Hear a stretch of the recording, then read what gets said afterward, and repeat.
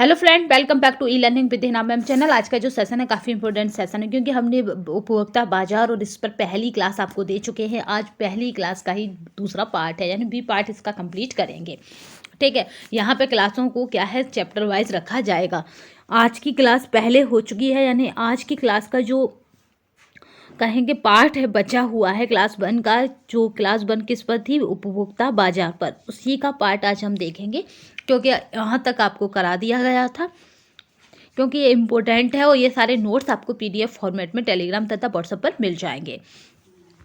तो चलिए देख लेते हैं, क्योंकि ये वाला चैप्टर काफ़ी लेंथी है, क्योंकि 120 के आसपास इसमें आपके विगत वर्षों के प्रश्न मौजूद हैं।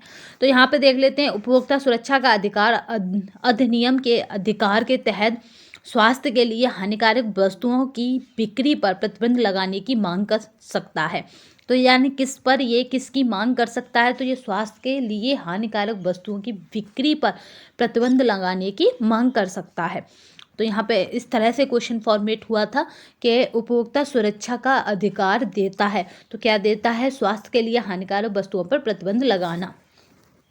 दूसरा क्वेश्चन देखते हैं, भारतीय मानक ब्यूरो द्वारा हॉलमार्क दिए गए तो किसके लिए दिया जाता है, तो सोने और चांदी के गहनों को मानकीकृत चिन्ह है। हॉलमार्क क्या है, तो याद रखिएगा सोने व चांदी के गहनों पर लगाया मानकीकृत चिन्ह है, या इससे उनकी शुद्धता का पता चलता है।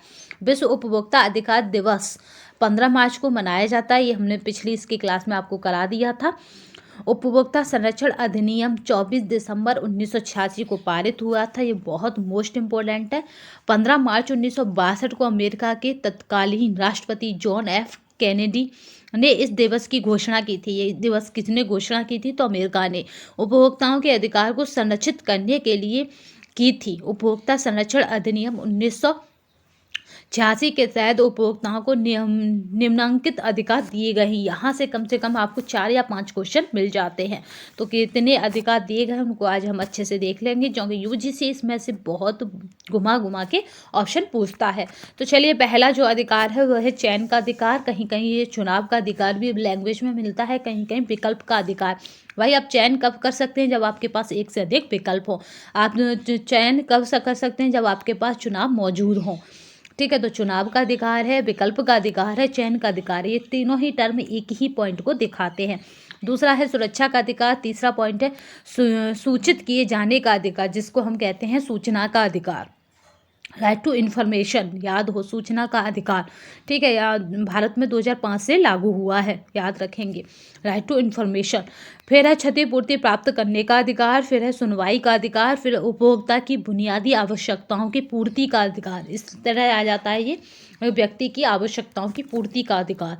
ठीक है, फिर उपभोक्ता शिक्षा का अधिकार, जो उपभोक्ता की जो एजुकेशन है, जिसके बारे में हमने इससे प्रीवियस क्वेश्चन वीडियो में देख चुके थे पूरा, उसका अधिकार व्यक्ति को, हर व्यक्ति को है लेने का।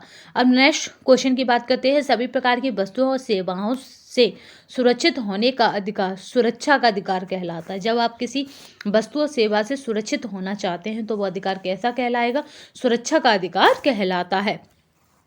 इको मार्क चिन्ह, वस्तुओं और उत्पादनों पर एक नया चिन्ह इको मार्क भी जरूरी हो गया है। यानी इको मार्क क्या है, ये वस्तुओं और उत्पादनों पर एक नया चिन्ह इको मार्क भी जरूरी हो गया है, जो उत्पादन पर्यावरणीय हानि रहित होता है।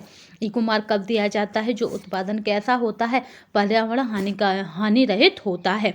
इको मार्क की शुरुआत 1992 में की गई। इको मार्क के चिन्ह को मिट्टी के घड़े के रूप में चित्रित किया गया है। जो इको मार्क चिन्ह है इसको मिट्टी के घड़े के रूप में क्या है, चित्रित किया गया है, जो हमारी भारतीय सभ्यता जितना ही प्राचीन है। ये चिन्ह कैसा है, जो हमारी भारतीय सभ्यता को दिखाता है और घड़े की आकृति का है। तो आप याद रखेंगे घड़ा कुछ इस तरह का होता है, तो ये घड़े की आकृति का है। इको मार्क चिन्ह पूछा जा सकता है।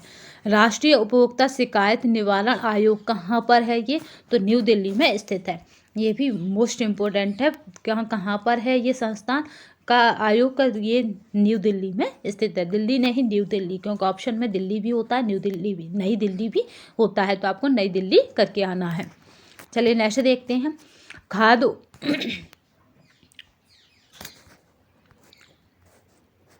खाद्य उत्पादक आदेश, जिसको कहते हैं फूड प्रोडक्ट्स ऑर्डर यानी एफपीओ के नाम से ये ज़्यादा फेमस है। एफपीओ कभी भी शरबत यानी लिक्विड डाइट पर नहीं दिया जाता, याद रखेंगे। लिक्विड फॉर्मेट में जो भी आपकी मौजूद होगा खाद्य पदार्थ उसको नहीं दिया जाता।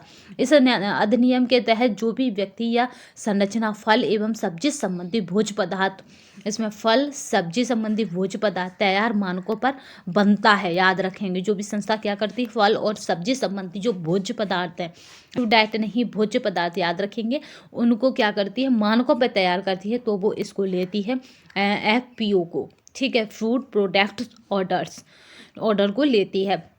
जैसे भोजन की गुणवत्ता, स्वच्छता, सफाई, पैकिंग लेबल लगाना आदि खाद्य पदार्थ। इसको किसको दे सकते हैं, घी, टमाटर, केचप, फूड जूस, इस तरह के सेमी लिक्विड और आपके ठोस डाइट को इसको दे सकते हैं। बल प्योर लिक्विड डाइट को ये नहीं दिया जाता, क्योंकि ये शरबत को नहीं दिया जाता, याद रखेंगे। एमआरपी से क्या अभिप्राय है, तो ये है अधिकतम फुटकर मूल्य।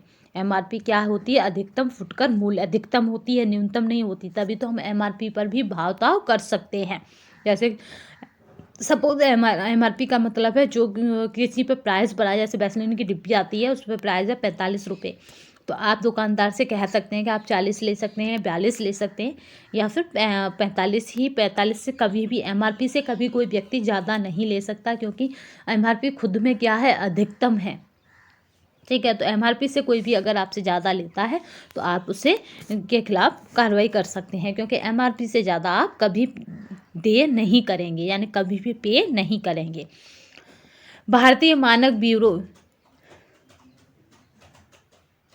ब्यूरो ऑफ इंडियन स्टैंडर्ड्स, ठीक है, तो यहाँ पे BIS क्या करता है, ISI चिन्ह प्रदान करती है।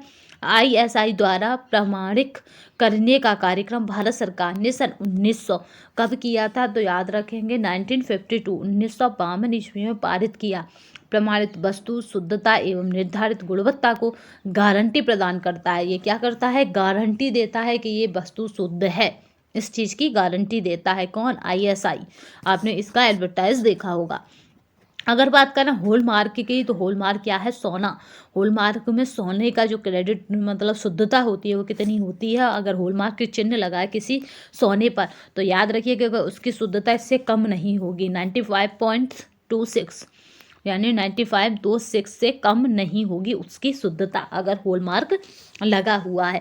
तो सोना 95.26% मात्रा से शुद्ध होता है।